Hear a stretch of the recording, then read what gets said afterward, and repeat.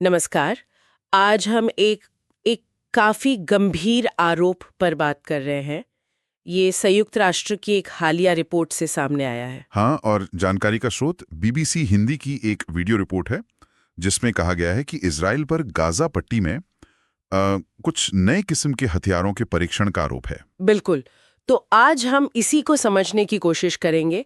ये आरोप असल में है क्या, इनका आधार क्या बताया जा रहा है, और इस पहले से इतनी जटिल स्थिति में इनके मायने क्या हो सकते हैं। सही कहा।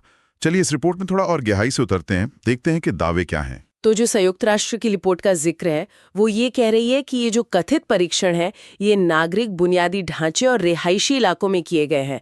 जाहिर है ये अपने आप में बहुत चिंता की बात है। हाँ बिल्कुल। और रिपोर्ट में इन्हें सामान्य गोला बारूद नहीं कहा गया है, बल्कि असामान्य हथियार कहा गया है। ये शब्द मुझे थोड़ा सोचने पर मजबूर करता है। असामान्य हथियार। हाँ, ये शब्द महत्वपूर्ण है। असामान्य हथियार, इसका मतलब कुछ भी हो सकता है ना। हो सकता है कोई उन्नत विस्फोटक हो, या शायद ड्रोन आधारित कोई नया सिस्टम, कुछ भी। लेकिन यहाँ एक बात साफ करना बहुत जरूरी है, और बीबीसी की रिपोर्ट भी इस पर जोर देती है कि ये जानकारी अभी तक स्वतंत्र रूप से सत्यापित नहीं हुई है। मतलब ये आरोप हैं लेकिन कंफर्मेशन नहीं है। ठीक है। पर हाँ, ये उन पुरानी चिंताओं को जरूर हवा देता है जो सैन्य प्रौद्योगिकी में बढ़त और नागरिकों पर उसके असर को लेकर लंबे समय से चली आ रही हैं। और प्रतिक्रियाएं भी आई होंगी इस पर। हाँ बिल्कुल। संयुक्त राष्ट्र ने खुद जिनेवा कन्वेंशन का हवाला दिया है। मतलब वो अंतर्राष्ट्रीय नियम जो युद्ध के समय नागरिकों की सुरक्षा तय करते हैं। उन्होंने जोर दिया है कि इन कानूनों का सम्मान होना चाहिए। और मानवाधिकार समूह वो क्या कह रहे हैं? वह भी सक्रिय हैं। उनकी मांगे तो पुरानी हैं, जैसे अंतर्राष्ट्रीय निगरानी हो, हथियारों के इस्तेमाल पर जवाबदेही तय हो। इस रिपोर्ट के बाद उनकी आवाज और बुलंद हुई है, कह सकते हैं। अच्छा, और इजरायली सरकार की तरफ से कुछ कहा गया है, पुष्टि या खंडन? दिलचस्प बात यह है कि अभी तक इजरायली सरकार की ओर से कोई आधिकारिक बयान नहीं आया है। ना हाँ ना, खामोशी है फिलहाल। अगर हम कानूनी नजरिए से देखें तो ये जो बात है कि गनी आबादी वाले शहरी इलाकों में नए हथियार टेस्ट करना, ये कितना सही या गलत है अंतर्राष्ट्रीय कानून के हिसाब से? देखिए, एक बहुत ही पेचीदा और गंभीर कानूनी सवाल उठाता है।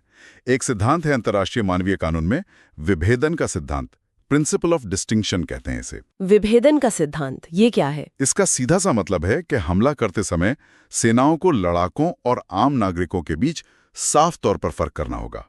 हमले सिर्फ सैन्य लक्ष्यों पर ही होने चाहिए, नागरिकों या नागरिक ठिकानों पर नहीं। तो अगर नागरिक इलाकों में ऐसे हथियार इस्तेमाल हो रहे हैं जिनका असर पता नहीं या जो असामान्य है, हाँ, तो ये उस सिद्धांत का उल्लंघन हो सकता है। क्योंकि अगर आप फर्क नहीं कर पा रहे हैं या ऐसा हथियार इस्तेमाल कर रहे हैं जो अंधाधुंध असर करता है, तो ये अंतर्राष्ट्रीय कानून के खिलाफ जा सकता है। ये तो हुई कानूनी बात, लेकिन इसके अलावा भी तो असर होंगे। बिल्कुल, असर कई स्तर पर हो सकते हैं। सबसे पहले तो जाहिर है तनाव और बढ़ेगा। फिर जो नागरिक आबादी है उन पर इसका मनोवैज्ञानिक असर बहुत गहरा होगा। डर, असुरक्षा। हाँ, वो तो है। और फिर अंतर्राष्ट्रीय स्तर पर देखिए, ऐसे आरोपों से वैश्विक जांच का दबाव बनता है। इसका असर क्षेत्रीय शक्तियों पर भी पड़ सकता है। और हाँ, इजराइल के जो सहयोगी देश हैं जैसे अमेरिका, उन पर भी दबाव आ सकता है कि वो अपनी सैन्य सहायता पर पुनर्विचार करें या शर्तें लगाएं। और अगर मान लीजिए जांच होती है और कुछ सबूत मिलते हैं, तो क्या कोई अंतर्राष्ट्रीय अदालत जैसे आईसीसी इसमें कुछ कर सकती है? हाँ, संभावना तो बनती है। अगर युद्ध अपराधों के पुख्ता सबूत सामने आते हैं तो अंतर्राष्ट्रीय आपराधिक न्यायालय यानी आईसीसी जांच शुरू कर सकता है। आईसीसी का काम ही ऐसी सिचुएशंस को देखना है जहां राष्ट्रीय स्तर पर जांच या तो हो नहीं रही हो या हो नहीं पा रही हो। लेकिन ये प्रक्रिया आसान नहीं होगी शायद। नहीं, बिल्कुल नहीं। आईसीसी की जांच एक लंबी, बहुत जटिल प्रक्रिया होती है। सबूत जुटाना, क्षेत्राधिकार तय करना, इसमें कई चुनौतियां होती हैं। तो आने वाले दिनों में हमें किन चीजों पर खास नजर रखनी चाहिए? क्या देखना अहम होगा? मेरे ख्याल से 3 मुख्य बातें हैं। पहली और सबसे जरूरी, इन आरोपों का स्वतंत्र सत्यापन। क्या कोई निष्पक्ष एजेंसी या पत्रकार इन दावों की पुष्टि कर पाते हैं? ठीक है। दूसरी बात, इजराइल की औपचारिक प्रतिक्रिया, क्या वो इन आरोपों पर कुछ कहते हैं?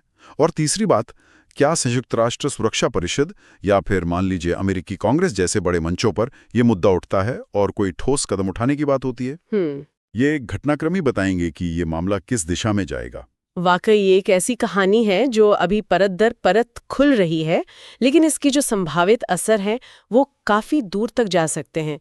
युद्ध में तकनीक के इस्तेमाल की नैतिकता से लेकर संघर्ष में फंसे आम लोगों की सुरक्षा तक। निश्चित रूप से। और ये हमें एक बुनियादी सवाल पर सोचने को मजबूर करता है ना, कि आज के दौर के जो युद्ध हैं, जहां जानकारी इतनी तेजी से और इतने माध्यमों से फैलती है, वहां इस तरह के गंभीर आरोपों की सच्चाई को परखने का, उसे सत्यापित करने का सिस्टम कितना प्रभावी है। हाँ, ये एक बड़ा सवाल है। और अगर आरोप सही साबित हो भी जाएं, तो फिर जवाबदेही तय करना वो कितना व्यवहारिक रूप से संभव हो पाता है। ये कुछ ऐसे सवाल हैं जिन पर हमें शायद आने वाले समय में और ज्यादा सोचने की जरूरत पड़ेगी।